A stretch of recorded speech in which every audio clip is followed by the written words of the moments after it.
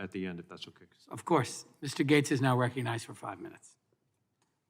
Thank you, Mr. Chairman. And as usual, your approach to the way our Americans interact with these monopolistic platforms continues to be bipartisan and thoughtful, and I thank you for that.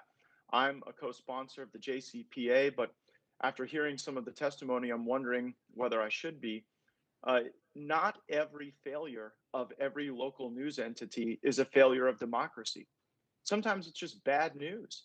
Sometimes the people who work in local journalism are the ones creating, as what Ms. Graham described, unsubstantiated clickbait. And so we cannot view it that way. Mr. Greenwald, I have some questions for you, and I'll confess at the beginning, though you once said I have, quote, the worst ideology in Congress, I am a ravenous consumer of your content. I find it all very thought-provoking. And I read you on Substack frequently.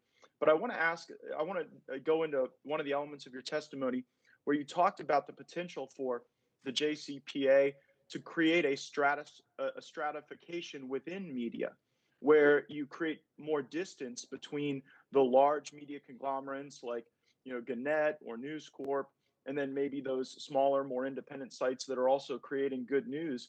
Are you worried that by trying to remedy the monopolies in big tech, we create greater challenges in the monopolies of big media and make it even harder for independent, gritty journalism to survive? I do worry about that quite a bit, Congressman Gaetz.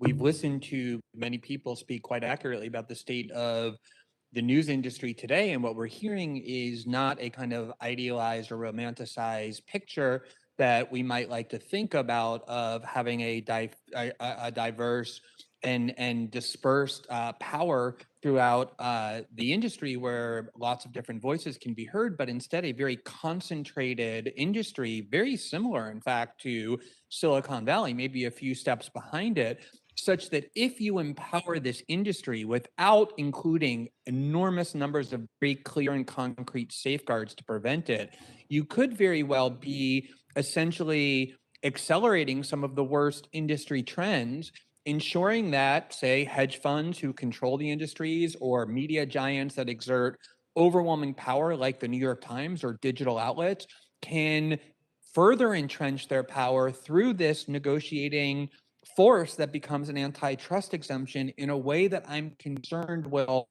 exacerbate the problems that the subcommittee is correctly identifying as a problem, but also forestall the longer term solutions of dealing with Silicon Valley monopolistic power that is at the root of all of these problems. Yeah, and in that regard, you seem to agree with the fundamental premise laid out by Chairman Cicilline and Ranking Member Buck. I mean, you are one of the founders of The Intercept. As a result of The Intercept not liking some of your criticism of the political left, you had to leave the entity you co-founded. You go to Substack to write, and now even at Substack, there are efforts underway to cancel and censor journalists who are critical of other journalists. And so if the remedy that Mr. Cicilline and Mr. Buck have proposed is not the right one, what insight would you offer in order to get at the core problem?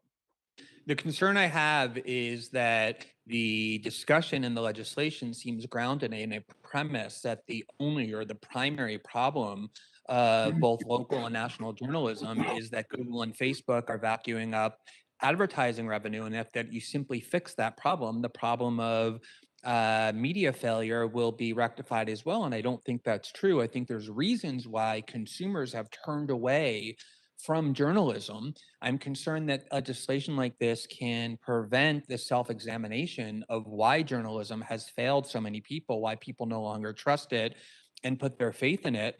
And I do absolutely believe that the problem of Silicon Valley monopolistic power and its ability to interfere in our politics and to impede a free press is a very serious one. But oftentimes it's the media itself, it's journalists themselves who are demanding that that power be exercised in a censorious way that undermines a free and diverse press.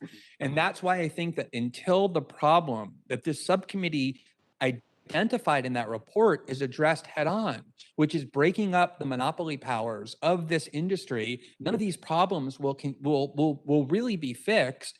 And oftentimes these piecemeal solutions can make them much worse by empowering an industry that's causing many of them in the first place. Thank you for that thoughtful feedback. Thank you for your indulgence, Mr. Chairman. I'll submit my additional questions to the witnesses for the record, and I yield back.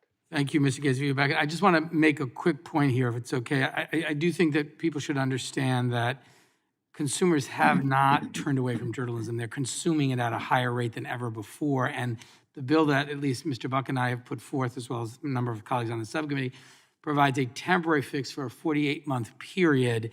And in fact, anything these larger media companies would negotiate would be available to the smallest rural newspaper in any city and town in America, which I think protects against some of the concerns that Mr. Greenwald mentioned. So I think we've thought about that, and I think the bill responds to that. And finally, I'd just say that with respect to the larger challenges of antitrust and monopolization, the committee intends to be very active on all of the solutions contained in our report. We're not going to do either or, we're going to do both. So I just want to reassure the witnesses of that. And with that, I recognize the distinguished gentleman from the state of New York, Mr. Jones, for 5 minutes. Thank you, Mr. Chairman, and also the ranking member for your bipartisan leadership on this issue. And of course, thanks to all of our witnesses for